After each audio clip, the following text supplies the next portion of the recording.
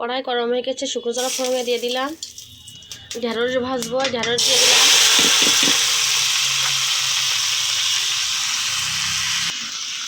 ঢেঁড়স ভাজার সময় প্রথমে লবণ হলুদ দেওয়া যাবে না, তাহলে নাল নাল হয়ে যাবে।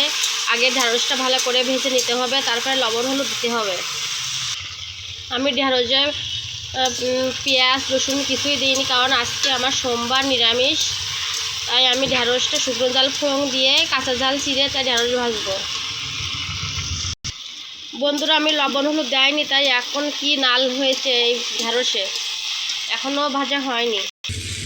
নাল কেটে গেছে, এবার লবণ হলুদ দেবো। নাল কেটে গেছে, নাল নেই আর। লবণ ভেজে নেব। বন্ধুরা, আমার ঢেঁড়স ভাজা হয়ে গেছে, উঠিয়ে রাখবো। বন্ধুরা, আমার ঢেঁড়স ভাজা হয়ে গেছে।